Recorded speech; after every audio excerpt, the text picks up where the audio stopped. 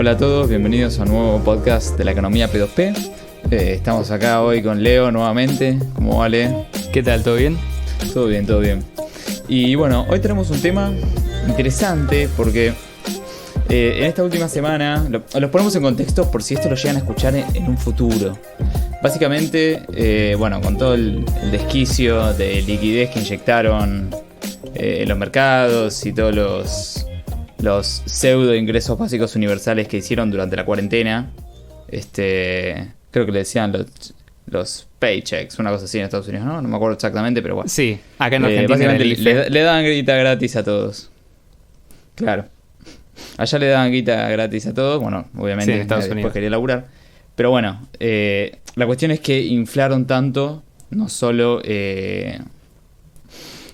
sea, inflaron la masa monetaria como la midas, de la M1 hasta la M40, las inflaron todas. Le pusieron esteroides. Exactamente, o sea, inflaron tanto el dinero circulante en sí, como el dinero en liquidez, como todo. Entonces, bueno, básicamente esto, obviamente, sumado a todo el confinamiento y esto, que redujo la productividad y la producción, básicamente lo que se logró es menos oferta de bienes, más oferta de dinero, por ende cae el valor del dinero. Esto es algo clarísimo, ¿no? Bueno, entonces lo que sucede es que, bueno, ahora está la inflación alta, y una de las cosas, por ejemplo, de las que se está hablando actualmente, no sabemos qué va a pasar, no estamos hablando desde hoy, primeros días de julio del 2022. Entonces, lo que se está hablando es de que puede llegar una posible recesión. Y, o sea, empezó a switchear mentalmente en el mercado un par de cosas. Se empezó a bajar un poco el tema de la inflación, porque subieron las tasas de interés. Y están empezando a hablar de que se viene una recesión, sobre todo en primer mundo, ¿no? En Estados Unidos y bla, bla, bla, y Europa y todo esto. Se viene una recesión, lo cual está generando un efecto que hace que baje la inflación. ¿Por qué? Porque cuando tu moneda es confiable, básicamente en momentos de crisis la gente corre contra el bien más líquido de la economía. ¿Y cuál es el bien más líquido de la economía? O sea, ¿cuál es el bien que más seguridad te da? El bien más líquido, porque lo podés, digamos, liquidar contra otros bienes y servicios de la economía. Entonces, ¿cuál es el bien más líquido? Obviamente, el bien de intercambio indirecto, o sea, el dinero. El dinero en efectivo, el efectivo, como lo quieras llamar. Entonces, básicamente lo que está pasando es que como se empieza a hablar de recesión, se empieza a ver, digamos, incentivo a la no inversión, ¿no? Desincentivo a la inversión, como lo quieran ver, lo cual hace que la gente se contraiga económicamente, y cuando se contrae, ¿qué es lo que busca? El dólar. Porque hoy es la moneda del mundo, es el medio de intercambio del mundo, la reserva de valor, lo es todo porque es la moneda que más se usa, ¿no? Entonces, ¿qué es? Esto nosotros lo queremos plantear como una oportunidad para BCH, no hoy, porque hoy no se puede concretar, pero sí, probablemente en una próxima situación similar o una próxima situación. ¿A qué nos referimos? Cuando la gente corre al bien más líquido, ahora lo que está buscando es seguridad, ¿no? Seguridad de que su bien va a ser aceptado en un futuro contra cualquier otro bien. O sea, para que en un momento de crisis, recesión y todo este estilo, como sucede con el dólar, la gente corre hacia el dinero, para que corran hacia BCH, tiene que ser el bien más líquido del mercado. O sea, obviamente va a ser el bien más demandado, ¿no? Porque es el más líquido. Pero va a correr al efectivo. En este caso, en un futuro, pueden llegar a correr contra el efectivo electrónico P2P, o sea, contra Bitcoin Cash, el proyecto de Satoshi Nakamoto. Entonces, hoy no sucede porque Bitcoin Cash no es medio de intercambio masivamente utilizado en todos lados. No es comparable con el dólar en ese sentido. Entonces, bueno, la idea es que si en un futuro la adopción, aunque sea como medio de intercambio, llega a ese nivel, en la próxima crisis la gente corre para BCH. O sea, se solidifica como reserva de valor dentro de una posible recesión, porque es medio de intercambio. Entonces, cuando llegue una próxima recesión, si Bitcoin Cash, o por lo menos, aunque sea en zonas, supongamos en estas islas del Caribe, San Martín, San Kitts, Bitcoin Cash es la moneda que la gente utiliza para hacer compras diarias o bla, bla, bla. Cuando llegue una crisis recesión, la gente va a correr hacia Bitcoin Cash, porque es lo que le sirve, como medio de intercambio. Entonces, el hecho, estos, aunque parezca raro, los problemas que van generando del otro lado con la política monetaria, digamos, a dedo, ¿viste? Cálculo matemático, todo este tipo de cosas, modelos matemáticos, todos estos desastres que hacen en la Fed o en el Banco Central Europeo, en hablar de Argentina y todo esto, puede generar que una de estas recesiones logre que en algunas zonas donde la intensidad de opción de Bitcoin Cash sea alta, la gente corra para Bitcoin Cash. Entonces se solidifique más Bitcoin Cash como reserva de valor. ¿Pero por qué? Porque es medio de intercambio. O sea, no es que la gente va a correr por Bitcoin Cash porque va a correr por Bitcoin Cash, no. No es que va a ser reserva de valor, ¿viste? Como en BTC, no, va a reserva de valor porque reserva de valor, no. Acá es la gente va a correr como por reserva de valor porque es medio de intercambio. O sea, hay como un proceso de solidificación, si se quiere. Entonces, yo creo que en momentos de incertidumbre, como la gente corre hacia lo seguro, si Bitcoin Cash tiene la suficiente adopción como medio de intercambio, va a ser el activo más seguro, el bien más seguro. Porque es el dinero, básicamente. Aunque sean estas zonas pequeñas, ¿no? Claro, y esta es una de las razones por las cuales, por ejemplo, uno podría pensar, bueno, sí, hoy en día, digamos, no se utiliza Bitcoin Cash masivamente como medio de intercambio o no es un bien extremadamente líquido en la economía. Y de hecho, eso se podría decir, creo que prácticamente la totalidad de las criptomonedas. En el momento actual que estamos hablando, digamos, se ve no solamente, digamos, una recesión económica, sino también una retracción en lo que es el mercado general de las criptomonedas. Y lo que ve es justamente que la gente huye de las cripto, no va hacia ellos, o sea, no va hacia las criptomonedas actualmente. ¿Por qué? Porque simplemente, digamos, hoy en día funcionan la gran mayoría como medio especulativo, donde se busca ganar dinero y donde la mayoría de las personas al primer momento, digamos, en el primer momento de incerteza o incertidumbre generalizado del mercado, huye.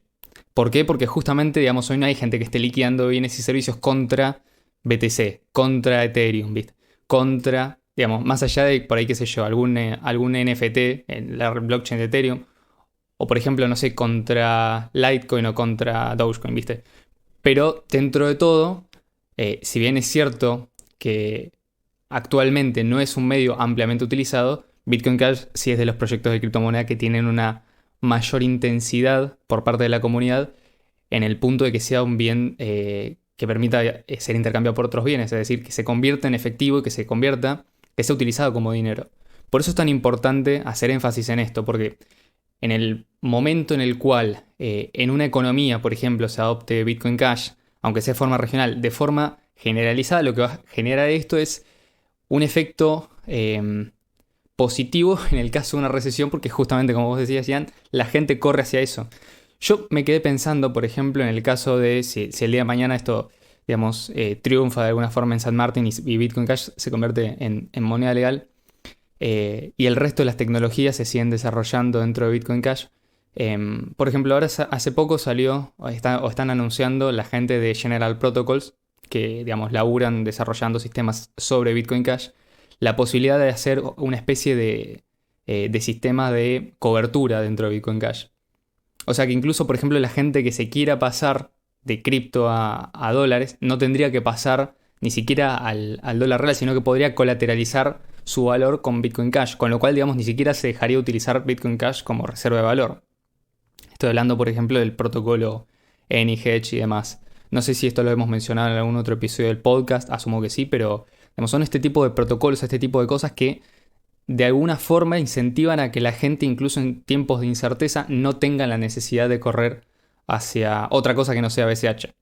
O sea, construir este tipo de cosas que no solamente mantengan el valor de la cadena, que le den utilidad, sino que además respondan a la demanda de las personas de tener un medio de intercambio que sea fácil de utilizar, prácticamente instantáneo de enviar, comisiones inexistentes o prácticamente despreciables. Bueno, todo esto se complementa y da como lugar a un dinero que hoy en día, digamos, funciona y que es efectivamente Bitcoin Cash y que es el proyecto de Satoshi Nakamoto. Entonces, si nosotros hoy en día estamos viviendo un proceso inflacionario, también es de considerar, sobre todo digamos, en una moneda fiat, que puede ser no solamente el dólar, que el dólar lo está viviendo, creo que ya están anunciando una inflación de más del 10% en dólares, que es una locura, digamos. Y esto en proporción, digamos, en promedio, porque hay muchos elementos o productos dentro de la economía que aumentaron mucho más. Como por ejemplo creo que el gas aumentó más del 10%, o sea, me refiero al gasoil o a la nafta. Si nosotros tomamos esto como una oportunidad, podríamos decir, bueno, es el momento en el cual nosotros podemos decir, hay una salida de todo esto. No solamente entendiendo cuál es el origen de esta inflación, de este desbarajuste de los precios de forma generalizada, y entender por qué los principios por los cuales funciona Bitcoin Cash y sobre todo su política monetaria en este momento nos pueden resultar muy efectivos. Obviamente, Ian, creo que esta es tu territorio. O sea, hay una razón por la cual la gente dice hoy en día que la inflación no es un fenómeno multicausal, sino que es un fenómeno exclusivamente monetario. Y me gustaría que entremos un poco a tocar eso. Porque hoy, por ejemplo, si uno le preguntamos a cualquiera en la calle, ¿no? ¿Qué es la inflación? Te dicen, bueno, cuando todo sube de precio y lo que yo gano, ¿no? Queda como desajustado. O sea, mi salario no sube y los precios suben. Eso es lo que creo que el 90% de las personas te van a responder. Y yo me pregunto, ¿por qué la gente se cree que pasa eso? O sea, claro, porque hay algo que está fallando en la economía. ¿Y qué es lo que está fallando? Que tenés básicamente una sobreoferta de dinero. ¿Y quién genera la oferta de dinero? O sea, ¿quién es el encargado de producir el dinero, de generar esa oferta de dinero? En definitiva, son los bancos centrales, que no solamente tienen la capacidad de imprimir a discreción, en definitiva financiando a los gobiernos, a los estados, sino que además tienen la capacidad de, a través de eso, generar que esa sobreoferta provoque un incremento en los precios. Por lo tanto, nosotros tenemos que entender la inflación como un fenómeno que se produce al momento de la emisión y no después. O sea, no es solamente que suben los precios, sino que aumenta la cantidad de dinero en circulación y eso es lo que se denomina técnicamente en economía como inflación. Por lo menos de las escuelas más serias. Después hay personas y escuelas que dicen que no, que la inflación es un fenómeno multicausal, que entonces, digamos, tenés inflación generada por la emisión, por lo menos admiten eso, pero después te añaden que es también por la falta de control de precios, o porque la gente, no sé, la gente del campo, por ejemplo, se guarda los granos y no los quiere liquidar, entonces sube el precio de la comida. Y todas estas cosas que obviamente no tienen nada que ver sino con otras políticas que toma el Estado, que obviamente no solamente no contribuyen a bajar la inflación, sino que además la empeoran y generan escasez del resto de los recursos. O sea, no solamente de lo que es, digamos, una sobreoferta de dinero, sino además escasez. O sea, está todo caro y encima nadie lo puede comprar. Como por ejemplo que uno va al supermercado, se va a la góndola del aceite y no hay aceite prácticamente, a pesar de que uno estaría dispuesto a pagar lo que sea, digamos, no hay aceite directamente. O sea, por una cuestión de que tenés las dos cosas. Tenés controles de precio que te generan escasez y tenés inflación que hace que los precios aumenten constantemente. O sea, estamos básicamente viviendo como la peor situación posible. Sí. Primero quería aclarar algo, volviendo un segundo al anterior. Y es que acá hay un proceso, es como, viste, es como la gente va aprendiendo, digamos. O sea, probablemente cuando se dé una recesión, o sea, la próxima recesión muy probablemente sea con el dólar, obviamente. Pero si durante esa recesión zonas específicas, por lo menos, corren hacia BCH en vez de al dólar, ¿no? Van a aprender, o sea, hay un proceso de aprendizaje en el cual se dan cuenta que BCH es un mejor bien para ser utilizado como bien intermedio, o sea, como dinero.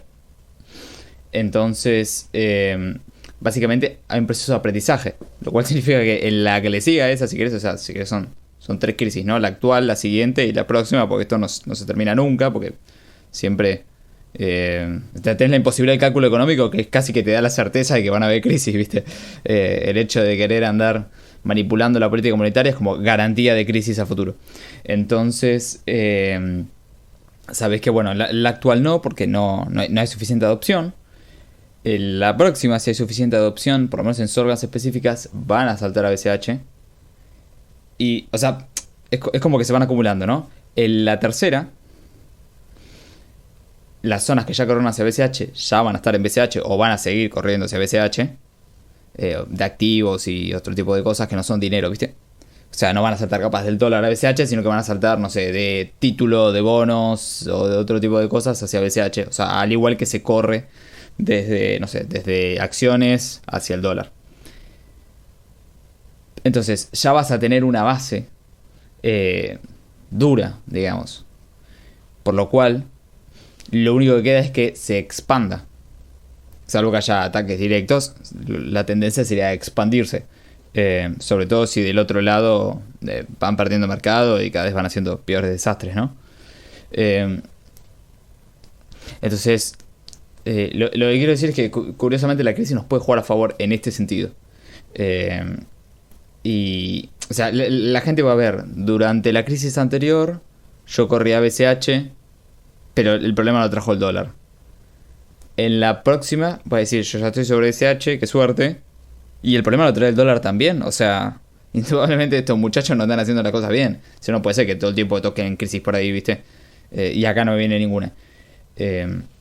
Entonces, bueno, cerrando ese tema, pasamos, si querés, a la inflación. Básicamente el dinero es un bien, ¿sí?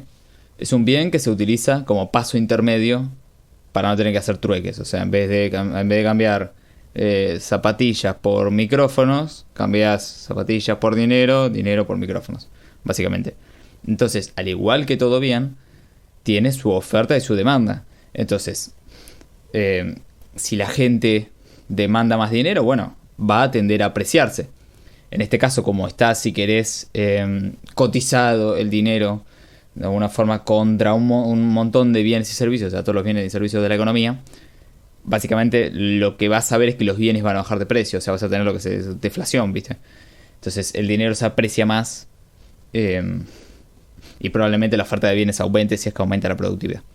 Entonces lo que tendrías es aumenta, o sea, BCH básicamente tiene una oferta constante o plana, hay un máximo de 21 millones y de ahí para abajo básicamente o se pierden monedas o lo que sea. O sea, tenés un máximo que es decreciente a algún ritmo. Entonces, al igual que se pierde dinero, ¿no? Todo el tiempo se pierde dinero, aunque sea de a pequeñas cantidades, se va perdiendo. En BCH, bueno, en un principio se perdió mucho, que hoy es considerablemente un número importante sobre la cantidad de BCH. O ya de por sí tenés el millón de Satoshi, va a haber por lo menos 3 millones de haber perdidos. O sea, que estamos hablando de un máximo de 19 millones. Hoy creo que hay más o menos 18 millones 500 mil, una cosa así. O sea que no queda tanta oferta. ¿Qué es lo que esto significa? Bueno, la oferta está planchada. O sea, no te puede pasar como en el dólar que te suben la oferta. O sea, si vos, por ejemplo, la demanda es constante y subís la oferta, básicamente se deprecia. Si la demanda es constante y reducir la oferta, se aprecia. Entonces, como lo básico, ¿no? Igual que pasa con cualquier bien. O sea, si hay más manzanas, si la demanda de manzanas sigue igual, el precio de la manzana va a bajar. Si hay menos manzanas porque hubo una sequía, lo que sea, y hay la misma demanda de manzanas, el precio de las manzanas va a subir. Es así. O sea, todo el tiempo va pasando. Y es bueno, o sea, sirve como una señal para apuntar hacia dónde tiene que ir la inversión.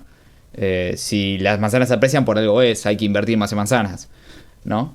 Es como una señal que se le da, que da al mercado. O sea, básicamente las personas al momento de consumir, ¿no? Entonces, ¿qué es lo que aparte de esto te demuestra? Esto lo que te demuestra es que el precio de los productos, si querés, no viene por los costos, sino que viene directa, o sea, es antiintuitivo. Viene desde el consumo, desde la última etapa de la economía, hasta la primera, digamos. O sea, va para atrás. Si nadie compra autos, el acero que se usaba para los capós de autos no tiene valor porque nadie lo demanda, ¿se entiende? O sea, si supongamos que todo el acero se usa para eso, Como para simplificar, ¿no? Obviamente eso tiene más usos, pero como para simplificar, si nadie demanda autos, el acero no valdría nada si solamente se usa para autos. O sea, hay como toda una cadena. No es que porque yo le metí acero al auto y ahora el auto vale más. No, esto es al revés. O sea, los precios y la valoración van para atrás. Van desde el consumidor hacia el productor, no del productor al consumidor. Esto tan básico te inmuniza de la estupidez de creer que son los malditos empresarios que suben de precios y todas estas tonterías que se viven en la gran mayoría de países del mundo. Te diría, si no todos pegan el palo. Siempre que hay un problema, los políticos al primero que le echan la culpa, ¿viste? Es a antes de echarse la culpa a ellos, ¿no? O del toqueteo monetario que habrán hecho en el medio. Entonces, lo que tenés en PCH si querés, es la mejor situación. Vos tenés una oferta inelástica, o sea, digamos una oferta limitada, y del otro lado tenés una demanda elástica, o sea, creciente o decreciente, ¿no? Esto lo que te permite es que el valor del dinero, no en cantidad, sino en valoración, se vaya ajustando. Si de repente, no sé, hay que producir más algo, probablemente la gente se deshaga de dinero para liquidarlo contra alguna maquinaria para producir algo. Si hay época de recesión, lo que van a hacer es lo contrario. Van a contraer la producción y correr hacia el dinero. Lo cual, obviamente, lo que va a suceder es que o sea, los países que adoptaron BCH, muy probablemente si tienen alguna crisis es porque se las contagió otro, digamos. O sea, porque les entró por fuera, no porque salió de adentro, ¿se entiende? O sea, si vos ya estás usando BCH y la política monetaria es, digamos, fija, no vas a tener todo este tipo de crisis que tienen. O sea, por ejemplo, si San Martín adopta totalmente BCH, cuando haya una recesión con el dólar, San Martín no la pasa, digamos. Simplemente, nada, se la achicarán algunos mercados como el turismo o bla bla bla, pero no le afecta directamente a su moneda, digamos. Inclusive la gente correría para apreciarse más, ¿no? Por un momento de incertidumbre. Pero eso, básicamente el dinero es un bien más que tiene su propia oferta y su demanda. Lo importante en BCH es que la oferta es limitada y la demanda es la que todo el mundo le dé, de acá hasta el infinito y más allá. Entonces, en lo que hay que laburar es en la demanda, o sea, en el uso. De ahí viene la demanda, la utilidad, como medio de intercambio, sobre todo, que es como si se quiere, el pez gordo del asunto. Porque después sí, tenés mini mercados, pero el pez gordo del asunto es el dinero en efectivo, en este caso el efectivo electrónico P2P. Entonces, había inflación, por ejemplo, antes del dinero fiat. Depende de cómo lo midamos. O sea, en general lo que tenés es... El oro tenía así una cierta emisión o una... o siempre se ha intentado toquetear, ¿viste? Han desgastado monedas o las han licuado, bla, bla, bla. Tenés en el Imperio Romano, vos ves la valoración de las monedas. Esto si buscas en internet aparece. Buscás la valoración de las monedas y ves como emperador tras emperador cada vez son más plomo y menos oro, ¿viste? O son más, no sé, alguna aleación de algo que plata. O sea, te las van devaluando y es lo mismo que imprimir más, o sea, en algún sentido. ¿Para qué lo hacen? Para poder imprimir más monedas, básicamente. Licúan un poco todas las monedas para imprimir más. Pero si no hubiese todo ese tipo de cosas, lo que tendrías es, bueno, en el caso de los metales tenés una oferta creciente, mucho más baja, pero creciente, lo cual muy probablemente igual tendrías deflación, que es lo que pasó durante el patrón oro.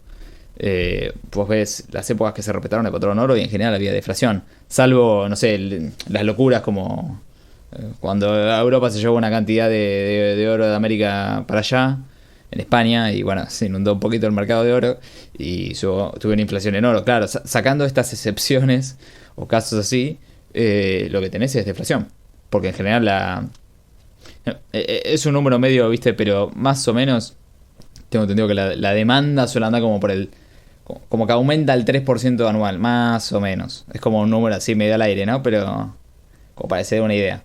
En el caso del oro creo que la producción es menos, es como el 2-3. Entonces tenés una cierta apreciación año tras año, lo cual es bueno, porque esto no es deflación como pasó por ejemplo en los 30 o en el 2008-2009 en la crisis, que fue básicamente deflación, pero porque, digamos, sacaron liquidez del mercado porque nadie la quería. Ya se llegó a una saturación de deuda en la cual nadie quería tomar más deuda y nada. Sumado a la reserva fraccionaria, o sea, básicamente lo que pasó es desapareció un montón de dinero artificial. Entonces, obviamente generó recesión y crisis. Pero de todas esas, si querés, sería la deflación mala. Pero por otro lado, si querés, tenés la deflación buena, que es simplemente un dinero constante, como Bitcoin Cash, o sea, tenés una cantidad fija y cada vez más bienes y servicios en el mercado porque va aumentando la productividad. Si tenés un dinero sano, la productividad es siempre alcista, o muy probablemente siempre alcista, salvo en situaciones muy especiales. Es como, imagínate, no hay techo para esto. Entonces, realmente la deflación con Bitcoin Cash sería muy buena para todos, básicamente. Bueno, entonces, con respecto a lo que es la parte técnica de Bitcoin Cash, la idea de cómo se empezaron a emitir los BCHs o cómo funciona la emisión, yo creo que es un sistema también que vale la pena discutirlo, sobre todo si hay alguien que por ahí no conoce o está escuchando por ahí este podcast más por una cuestión de interés sobre la parte económica, pero quiere ver cómo el tema de las criptomonedas puede ayudar en este proceso, ¿no? Obviamente de pasar de un dinero, digamos, sucio a un dinero poco más sano y mejor pensado, que yo creo que en ese sentido Bitcoin, el proyecto original, tiene mucho mérito. Si nos vamos al bloque Génesis, que es el primer bloque de la cadena de bloques, Satoshi pone un mensaje que lo voy a leer en castellano, dice así. The Times, o sea, del diario The Times, dice: el canciller al borde del segundo rescate de los bancos. Básicamente estaba mencionando, digamos, uno de los rescates. Bitcoin aparece en el medio de la crisis del 2008. O sea, realmente aparece en el año 2009, pero viene a mencionar en este caso esta noticia de ese día, creo que era el 3 de enero de 2009, que básicamente, digamos, es una prueba de que antes de eso no existía el bloque Génesis, es decir, que no lo había preminado. Y es también como una especie de legado de todo lo que viene a construir. Es decir, un sistema que viene de alguna forma a reemplazar la base sobre la cual está construido el sistema actual. Es decir, crea un concepto completamente nuevo. Bitcoin en sus orígenes, y todos los primeros, los early adopters lo sabían, tenía como finalidad, o al menos como norte, el reemplazar al dinero fiduciario, al dinero fiat, por Bitcoin. Y una de las grandes ventajas que tenía Bitcoin era que justamente era escaso en el sentido de que no iba a haber más de 21 millones de unidades. Y el esquema de emisión iba a ser el siguiente. Inicialmente por bloque se iban a emitir 50 Bitcoins, es decir, aproximadamente cada 10 minutos, que es lo que tarda en producirse un bloque. Y después, a partir de ahí, cada 4 años aproximadamente, la cantidad emitida por bloque iba a ser disminuida por la mitad. Esto obviamente era como una forma de, primero, subsidiando con inflación la actividad inicial de los mineros para darle un impulso a la red, y a medida que pasaba el tiempo, la inflación, es decir, la cantidad de emisión por bloque, iba a ir disminuyendo hasta acercarse asintóticamente, si uno ve la curva, digamos, el tope está en 21 millones. Entonces, esa era la curva de emisión que diseñó Satoshi Nakamoto. Obviamente no significa el hecho de que digamos, la inflación entre bloques iba disminuyendo proporcionalmente. Es decir, en el primer bloque la inflación fue infinito porque antes había 0 bitcoins y después había 50. Después del bloque 50, del bloque 1 al bloque 2, del bloque 0, que es el bloque Génesis, al bloque 1, la inflación fue de 50, o sea que fue el 100%. Entonces ya había 100 bitcoins en la economía. Después del bloque 1 al bloque 2 tenías una emisión de 50 bitcoins, con lo cual la inflación era del 50% en ese bloque. Entonces la emisión y la inflación que se produce es cada vez menor, es asintóticamente menor, porque se va aproximando a cero. Entonces, si bien hoy en día existe emisión de Bitcoin, la verdad es que es inferior a creo que el 2% ya. O sea que estamos por debajo del promedio de lo que tenían la mayoría de los países hace un par de años. O sea, yo creo que ahora con el tema de la crisis global, ese promedio subió en general en la Unión Europea, en Estados Unidos y demás. Pero la mayoría de los países suele tener una inflación interanual de entre 1 y 2%, que es más o menos lo que hoy en día está teniendo Bitcoin en BCH. Entonces, esa era como la forma original de emitir e introducir dinero. Sí, Ian, ¿querías decir algo? Sí, inclusive en todos estos países, por ejemplo en Estados Unidos, la meta de inflación era 2%, o sea, no querían tener menos de 2%. Lo cual es medio, viste, como también un obra al aire. Claro. Sí, un 2%, porque era supuestamente bueno y qué sé yo. Lo cual es un mamarracho. Básicamente es una excusa para poder emitir, viste, devaluarle un poquito a todos. Pues si lo pensás, creo que un 3% en 5 años es casi un 16%. O sea, estamos hablando de que es compuesto, ¿no? No es chiste.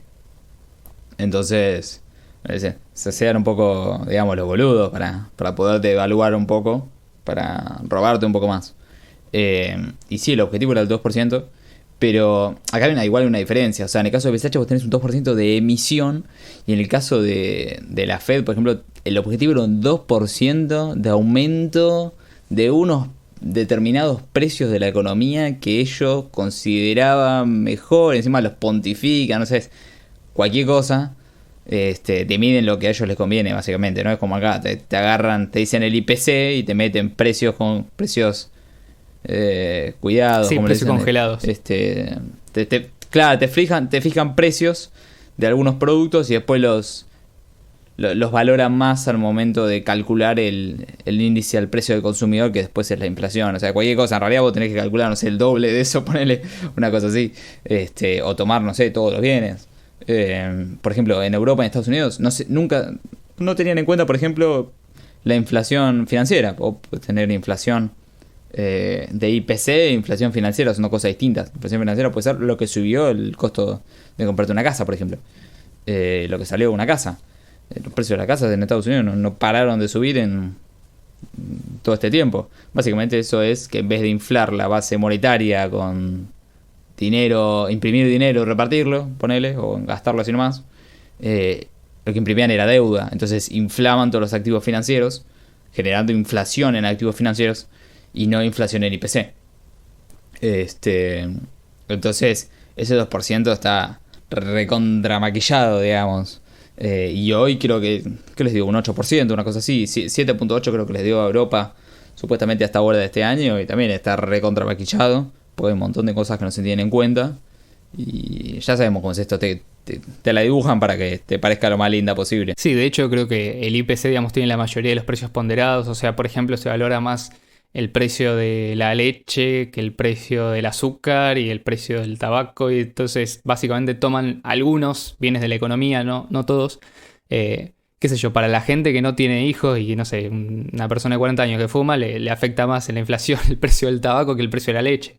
Entonces capaz que su inflación, digamos, lo que él tiene que gastar de más es proporcionalmente mayor que lo que le da el dato oficial del gobierno. Entonces, no hay una forma tampoco de hacer un índice que sea universal, pero pasa que generan estos índices porque obviamente después los estados obligan a utilizar, por medio del Banco Central, obligan a las empresas a utilizar para calcular los nuevos precios y los ajustes, para fijar las nuevas tasas de interés y demás. Entonces, obviamente, todo esto, que en un mercado, digamos, se haría de forma mucho más, en un mercado libre se haría de forma espontánea, el precio de o sea, las tasas de interés, el precio de prestar dinero, el precio de los activos financieros y demás, digamos, qué nivel de riesgo y de deuda es sano, todo este tipo de cosas se harían de forma mucho más responsable y no, digamos, artificialmente inflada o con precios o índices que están tomados de forma arbitraria. Con lo cual, obviamente, digamos, el tema de lo que es la inflación no solamente impacta desde el punto de vista económico a la gente, sino que además desordena la economía en general, porque generalmente estos índices, que muchas veces suelen tomar los organismos estatales, obviamente están súper tocados, recontramaquillados, mal ponderados.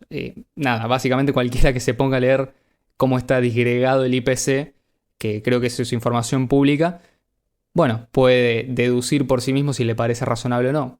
E incluso, digamos, aunque le parezca razonable, puede no serlo para otra persona. Entonces, en definitiva, eso es algo que hay que tener en cuenta. Cuando se habla de inflación, cuando se compara la inflación de, por ejemplo, del dólar contra la inflación de Bitcoin Cash, por inflación en Bitcoin Cash se entiende emisión, es decir, emisión anual en forma de porcentaje de total de los Bitcoins que entran en circulación. No se refiere al precio de los activos medidos en BCH a lo largo de un periodo de tiempo, ponderados por un organismo estatal, que es tipo el Comité Central de Bitcoin Cash, que esa cosa no existe. O sea, sí. Me imagino que... O sea, estamos comparando por ahí peras con manzanas, pero es como para dar una idea de que incluso en ese caso, una inflación del 2% en BCH es muchísimo mejor que una inflación del 2% en dólares, por ejemplo. Porque no es que capaz que ese 2% en dólares en realidad es mucho más de emisión en un año. Capaz que se emitieron, creo que en 2020 habían emitido el 25% de todos los dólares que se emitieron en la historia, y ese año la inflación fue menos del 5%. O sea que evidentemente inflación y emisión, en el caso de, por ejemplo, el dinero fiat, no está relacionada. En el caso de Bitcoin Cash, sí, o sea, tiene una correlación. Y además, por otro lado, tiene una gran propiedad, que es Bitcoin Cash, al ser una moneda libre y siendo un sistema completamente abierto, la emisión ya está pactada, por así decirlo. Es decir, se sabe que no va a haber más de 21 millones de unidades. Por lo menos en el caso de Bitcoin Cash. Hay otras versiones de Bitcoin en las cuales ya, por ejemplo BTC, en las cuales ya se está hablando de introducir emisión o inflación, más inflación, como una forma de mantener incentivados a los mineros. Sí, también, por ejemplo, si lo pensás, no solamente tenés la oferta limitada, sino que tenés una demanda que no tiene techo. O por lo menos el techo es la humanidad entera, ¿no? En el caso del dinero fiat, vos, por ejemplo, tenés que, salvo, viste, situaciones particulares o el general de la demanda del dinero, no sé, me imagino el peso argentino o el peso uruguayo más allá de Argentina o de Uruguay no sale, digamos. Se suele usar otra. O sea, si ya hay una moneda que te ocupó este espacio, estás complicado para expandirte. O sea, estás complicado para expandir tu base de demandantes. Sin embargo, en el caso de BCH no tenés ese techo, porque no es de un país particular, es de cualquier lado. Entonces no tenés esa barrera, si querés. Que es cierto, o sea, es cierto que hay países que no necesariamente son el dólar. Por ejemplo, el franco suizo, se suele usar como reserva. O sea, la gente también suele correr el franco, porque bueno, da seguridad y todo lo que quieras. Para hacer dinero fiat, ¿no? Obviamente, aclarando esto. Pero en el caso de BCH, siquiera tenés que por ejemplo, con el franco está directamente atado a Suiza. Más allá de otros países o principados que lo adopten, tipo Liechtenstein. Pero en el caso de BCH no está atado en sí a ningún lado. O sea, es totalmente espontáneo en cualquier lado. O sea, se puede usar en cualquier lado. Y la base de demanda puede aumentar todo el tiempo. Eso en el caso del dinero fiat. Sí, vos tenés una base si querés más estable porque te lo decretan, viste, no, vos tenés que usar el peso no sé qué porque te lo digo yo, si no garrote. El caso del BCH no es así, pero por otro lado tenés que, digamos, a los que llegás al borde entre Bolivia y Argentina y bueno, de un lado te da garrote uno y del otro lado te da garrote otro, digamos, para que use su moneda. Sin embargo, en el caso de BCH no tenés garrote en ninguno de los dos lados, entonces puedes usarla en los dos lados si querés. Hay una diferencia que juega a favor en el caso de BCH, a nivel demanda, ¿no? Claro, totalmente. Y bueno, entonces con respecto a lo que es la emisión, si vos, como bien dijiste, Ian, no tenés un techo en cuanto a lo que es la adopción, obviamente, la demanda, y si tenés una oferta limitada, bueno, entonces eso te generaría lo que sería como la deflación buena, entre comillas. Pero ¿por qué sería buena? Es decir, muchas veces hay muchos economistas o mucha gente que habla mencionando de que, por ejemplo, no se podría adoptar una moneda de este estilo porque al tener deflación haría que la gente no consuma, que al no haber consumo, la gente, digamos, la economía se frene. Entonces esa deflación, entre comillas, mataría la economía. ¿Por qué? Porque si vos tenés un dinero que constantemente se aprecia, ¿para qué lo vas a gastar? Entonces esa es como una lógica medio sonsa, ¿no? Porque básicamente vos tenés necesidades constantemente. O sea, vos no vas a dejar de comprar comida, no vas a dejar de tomar agua, porque la moneda con la cual vos haces transacciones está constantemente apreciándose. O es predecible que se va a apreciar. Por ejemplo, en el caso, digamos, de una opción masiva, es predecible pensar que llegado a un cierto nivel de estabilidad, a partir de ahí, si más bienes y servicios se miden en unidades de Bitcoin Cash, por ejemplo, va a seguir apreciándose. O sea, vos vas a seguir utilizándolo como medio de intercambio. En todo caso, lo que vos atesores o lo que vos ahorres va a ser recompensado a futuro. Es decir, vas a tener un incentivo a ahorrar, que hoy en día, por ejemplo, con el dinero fiat y con la inflación artificial, mediante la emisión, no lo tenés. Pero sí vas a tener, por ejemplo, incentivos al ahorro. Eso no significa que vos no vas a consumir. De hecho, ahora que lo pienso, mientras lo decía, me he dado cuenta de una cosa. Es la misma lógica que utiliza la gente que defiende BTC, por ejemplo. Que dice que BTC es una reserva de valor y que no hay que gastarlo. Dice, ¿para qué vas a utilizar una moneda que se aprecia constantemente? De hecho, por ejemplo, vos, Ian, me habías contado que habías comprado una ensalada con Bitcoin. Sí, sí. Con Bitcoin, Es creo que en una 2017, anécdota. 2018. Sí, no, creo que fue un poquito antes. Debe haber sido 2007, 2016, una cosa así. Yo, en su momento, antes yo, como saben, vengo más de la escuela austríaca y qué sé yo. Y llegas como al tope del patrón oro. Entonces, bueno, a partir del patrón oro decís, bueno, tengo que empezar, ¿viste?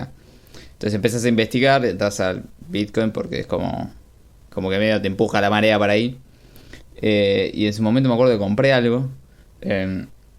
Y lo compartí en el grupo de Bitcoin Argentina de Facebook, o sea, de BTC. Y yo totalmente inocente, o sea, diciendo, che, mirá, estoy usando esto que supone que es una moneda, ¿no? Mi mente está... Y me dicen, por gente como vos, suben las tarifas, llenás la red de pagos sin sentidos. ¿Viste? Básicamente estaban diciendo no la uses. Pero era como que esto no está hecho para que lo use. No sé, me dijeron de todo. Yo dije, pará, flaco. Te estaba mostrando inocentemente que compré una ensalada, ¿me entendés? Una boludez así. Y me fueron a atropellar. Pero ya te das cuenta la mentalidad de la comunidad, ¿viste? Esto no se usa. Claro. ¿Cómo lo vas a usar? Aunque todo depende del uso, no lo vas a usar. Es que es como y una contradicción necesariamente constante. necesitan, y particularmente necesita que lo usen gente con mucho dinero, cosa que paguen las tarifas el día de mañana y mantengan la red segura. Si no, digamos, entran en peligro su seguridad. Pero más allá de eso, digamos, esa lógica de no voy a gastar algo porque se aprecia. Es como decir, no, porque el oro constantemente funciona, ¿viste? Y no sé, hace 500 años, cuando se utilizaba el oro como medio de intercambio, que los países no comerciaban entre ellos, básicamente. O sea, no existía el comercio internacional. No, la gente moría de inanición, pero no porque nada, no llegaban a la producción para alimentar a todos o porque no habían desarrollado ciertas tecnologías. No, en realidad era porque no querían usar el dinero. O sea, las grandes hambrunas para esta gente en realidad vino porque la gente no quería usar el dinero. O sea, los momentos de hambruna fueron como donde más se apreció el oro para ellos, ¿viste? O sea, como se aprecia más el dinero, nadie lo quiere usar, entonces se morían todos de hambre. Vos sabés cómo se extinguieron los dinosaurios, ¿no? ¿Cómo? Tenían una moneda deflacionaria, entonces no la consumían y se murieron de hambre, boludo. En realidad el meteorito es todo un verso. La posta es esta, es la deflación. O sea, cada vez que lo decís suena ridículo, ¿viste? Pero es como lo piensan literalmente. Bueno, pero hay muchos economistas que piensan esto y que Sí. justamente es una de las razones por las cuales, no economistas de la escuela austríaca, aclaremos eso. O sea, porque hay economistas y hay economistas. Hay algunos que siguen los principios de la escuela austríaca que básicamente entienden que la inflación en sí no es algo malo, sino que simplemente, por ejemplo, es la apreciación del dinero. Incluso, por ejemplo, no sé, en un momento en el que haya una inversión muy rentable en alguna zona, por ejemplo, capaz que el poder adquisitivo cae porque todo el mundo invierte en eso. Entonces, es como que se traslada el valor de una cosa a la otra. Pero, obviamente, digamos, el dinero no deja de ser... no deja de tener un valor subjetivo. Es decir, el valor del dinero, el precio en definitiva, depende del valor asignado por las personas que lo utilizan, los usuarios. Entonces, si en definitiva vos en un momento tenés deflación en el sentido de que los precios expresados en unidades monetarias de ese bien caen, simplemente te está diciendo que la sociedad está en un momento en el cual prefieren ahorrar. O sea, de hecho es algo bueno incluso por una cuestión de eficiencia de los recursos. Vos, por ejemplo, en esa situación, vos solamente invertirías si la ganancia que esperas obtener es mayor que la deflación, es decir, que vos, que lo que puedes obtener solamente holdeando. Pero eso no significa que la gente no invierta, o que la gente no consuma, o que la gente no demande bienes y servicios de calidad, que la gente no esté dispuesta a, no sé, a gastar el dinero. Suponete una persona que, no sé, llega grande, ¿viste? No tiene familia, no tiene descendencia, bueno, ¿qué va a hacer? Probablemente no quiera morirse sin gastar todo el dinero que generó, lo empieza a gastar, independientemente de si el valor se aprecia o no. O sea, ¿qué le importa si total nadie lo va a heredar, por ejemplo? Sí, obviamente uno lo valora subjetivamente el dinero, pero acá hay una diferencia que cabe aclarar. Y es que vos, digamos, estás casi obligado a usar dinero. Salvo que quieras hacer trueque, estás obligada a demandar dinero. Porque tal vez vos no querés el dinero en sí, vos querés otro bien. O sea, vos, en realidad lo que tu mente está proyectando sobre el dinero es el bien que querés en un futuro. O tal vez no lo sabés, pero sabés que tenés la certeza de que vas a poder comprar otro bien en un futuro con ese dinero. Esto es casi que estás como obligado a valorar el bien más líquido, porque es el bien más líquido básicamente, porque es el que podés utilizar contra cualquier otro tipo de cosas. O sea, si sos zapatero, vas a apreciar y querés comprar sandía, no vas a buscar en que te quiera cambiar zapato por sandía, vas a demandar dinero para luego poder básicamente demandar sandías. Pero tenés una transición en la cual el dinero forma una parte muy importante. Entonces, o sea, es subjetivo, pero hay un factor extra acá que tiene que ver con la necesidad que vos tenés por utilizar este bien. O sea, es un bien que casi que estás obligado a tener, ¿me entendés? Salvo que no quieras tener y estés siempre como, no sé, queriendo cambiar, no sé, decís, bueno, invierto todo en acciones, pero después vas al supermercado y pagas con acciones. No te van a aceptar, porque te van a aceptar dinero, porque se ve más líquido. Entonces, quieras o no, vas a tener que pasar. Es como, por ejemplo, cuando pasas, viste, con la criptotarjeta, que en realidad estás pagando con pesos, o sea, estás demandando pesos al final. Tendrás, digamos, todo vos en cierta stablecoin o lo que quieras en la tarjeta, pero al momento de pagar estás haciendo un swap de eso por pesos, estás demandando pesos en el medio. Entonces, aunque no lo quieras, lo tenés ahí y lo demandás. Entonces, claro, exactamente, te pasa lo mismo. Vos decís, capaz, no, yo subjetivamente el peso me parece lo peor del planeta, lo odio, por eso no tengo un solo peso. Tengo todo en, no sé, en DAI, ponele, ¿no? Para un USDT, no sé, una cosa así. Pero al momento de pagar, estás cambiando por otra moneda. Salvo que uses, no sé, BCH y uses directamente BCH. Pero, o sea, estás, a lo que me refiero, sacando el ticker de la moneda. Estás obligado a demandar el bien más líquido. Porque si no, estás fuera de la economía, básicamente. Volvés a la edad de piedra. Entonces, me parecía como interesante aclararlo.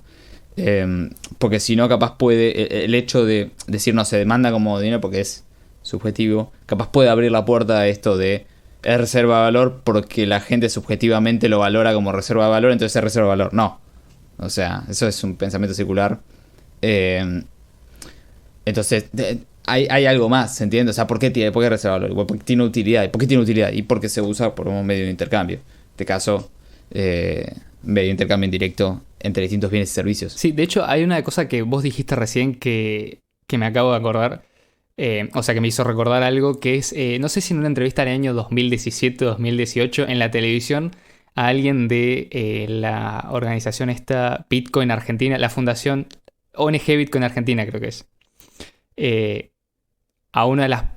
¿La que le pidió un préstamo al Banco Interamericano de Desarrollo? ¿Esa? Ah, esa, ¿no? No, sí. No sabía. Ah, sí, es esa. Bueno, esa sí, misma. Sí. Le pidió un préstamo. Exactamente, esa misma. Mira. Creo que en pleno bull run, o sea, básicamente, o sea, en ese momento BTC había tocado un máximo o estaba por tocar un máximo o había pasado a tocar un máximo en ese momento, ¿no? Y bueno, estaba esta persona hablando de las bondades de ahorrar en Bitcoin, que era la moneda del futuro y no sé qué, y el entrevistador por ahí a mi juicio un poco iluso, le pregunta, pero, perdón, ¿puedo comprar algo con esto? O sea, ¿lo puedo usar para comprar algo? Y en ese momento era como el peor momento o sea, para BTC tenías las tarifas arriba de $50, la blockchain recontra saturada, no entraba un solo alfiler, o sea, no podías meter una transacción porque te quedabas semanas esperando para que tu transacción la incluyan en algún bloque si no pagas una tarifa lo suficientemente alta. Gente pagando incluso transacciones con tarifas de miles de dólares. Si no me creen, búsquenlo. Eso está en la blockchain, o sea, lo pueden ir a chequear, no me tienen que ir a buscar a mí para que les dé prueba. La tienen todos los nodos Raspberries en su casa, estas transacciones, ¿me entienden? O sea, las pueden ir a chequear. Gente pagando fortuna para meter una transacción en el bloque. Está bien, dentro de todo eso refleja una demanda, pero también la incapacidad, ¿no?, de quién carajo va a pagar una transacción grande para comprar algo. Entonces, en ese momento, el presentador no sabía esto y le pregunta, ¿pero puedo usarlo para comprar algo? Y la mejor respuesta, antes que explicar todo esto y la falla técnica que iba a tener Bitcoin BTC, o sea, el problema que tenía Bitcoin BTC fue, ¿vos pagarías? O sea, la respuesta que le doy es, ¿vos pagarías con una acción de Google? Me acordé por esto que dijiste recién de ir al banco a pagar con una acción. O sea, ¿vos pagarías con una acción de Google? Y no sé si las acciones de Google son medio de cambio, son la moneda, capaz que sí, ¿viste? O sea, si vos estás aspirando a que Bitcoin, que en inglés significa literalmente moneda digital, sea una moneda, y capaz que yo esperaría, ¿viste?, que algo se pueda comprar con eso. Pero bueno, me hizo acordar en ese momento que lo dijiste a esta situación que obviamente es cómica, pero que también, digamos, sigue reflejando la diferencia de lógica, o sea, dónde nos tenemos que parar nosotros como gente que utiliza o que quiere utilizar Bitcoin y que quiere reemplazar el sistema financiero actual por algo que sea mejor. Hoy en día yo no conozco otra tecnología que tenga la capacidad de reemplazar todos estos mecanismos corruptos ya prácticamente de intercambio de dinero, que son el dinero fiat, la banca central, la reserva fraccionaria, el aumento inflacionario por medio de la emisión, todo este tipo de cosas que básicamente degradan la experiencia de las personas a lo largo de su vida porque atan a la gente a utilizar un dinero que no es bueno, que no le permite ahorrar, que les quita años de vida, que consume básicamente el tiempo de la gente de forma masiva. Yo no conozco otra herramienta que sea mejor. Entonces, si nosotros realmente queremos o tenemos la intención de modificar algo, nosotros tenemos que promover el uso, tenemos que promover la adopción, sobre todo en estas situaciones en las cuales, por un lado, tenés situaciones de alta inflación, como particularmente es el caso de Argentina y de otros países con políticas económicas y monetarias paupérrimas, contextos en los cuales la gente demanda cualquier cosa que no sea la moneda nacional, reflejado obviamente en el incremento constante del precio del dólar, por ejemplo, en Argentina. O sea, acá la gente cuando hay inflación corre al dólar como si, no sé, como si se fueran a terminar, ¿no? Que literalmente no. O sea, porque básicamente estás cambiando la inflación de Argentina por la inflación de Estados Unidos. Y básicamente, o sea, salir de esa mentalidad bimonetaria para pasar a una mentalidad en la cual vos con una sola moneda puedes hacer todo, puedes hacer intercambios, puedes ahorrar, la puedes transmitir libremente y la puedes custodiar sin estar siendo intervenido constantemente por una entidad centralizada. En definitiva, vos, cuando adoptás Bitcoin Cash, lo que estás haciendo es secesión monetaria, voluntaria, instantánea, y prácticamente te convertís en una persona que es intocable. O sea, pueden alterar el precio del dinero lo que quieran, pueden emitir la cantidad que quieran de su moneda, pero las reglas para vos dentro de Bitcoin van a seguir funcionando exactamente igual, porque vos ya estás separado de ese sistema financiero. Entonces creo que es algo que hay que tener en cuenta a la hora de tomar una decisión sobre cuál es el rumbo a seguir. Sobre todo, digamos, en situaciones las cuales no se sabe exactamente cuáles pueden ser las consecuencias o las salidas. Yo creo que es una apuesta interesante. O sea, apostar a BCH frente a otras criptos, digamos, por obviamente la capacidad de crecimiento que tiene, la escalabilidad, la privacidad, la seguridad y demás. Y, digamos, el modelo probado de incentivos que garantiza que va a seguir existiendo a lo largo del tiempo. Y después, por otro lado, que es simplemente superior en aspectos monetarios y técnicos a cualquier otro tipo de dinero que conozcamos. Que obviamente ya los hemos comparado, pero los vamos a seguir comparando en este podcast. Así que ya sabes, flaco, no solamente apuestes a la utilidad de Bitcoin Cash, hacé uso de esta utilidad. Andá, Usá tus Bitcoin Cash. Convence a los comercios con los que usualmente consumís a aceptar Bitcoin Cash. Viví sobre Bitcoin Cash, porque para eso está hecho. ¿Me entendés? Usala y mantener balance. Usala como tu moneda. Y eso es lo que todos tenemos que hacer. Así que, bueno, esperemos que les haya gustado el podcast.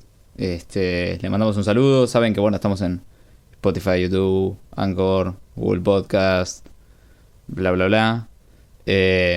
Y bueno, nos pueden seguir en Telegram. Tenemos un canal donde vamos publicando los episodios básicamente. Y bueno, YouTube, Instagram, Twitter. Así que nos vemos la semana que viene y esperamos que les haya gustado este nuevo podcast. Nos vemos, que tengan buena semana.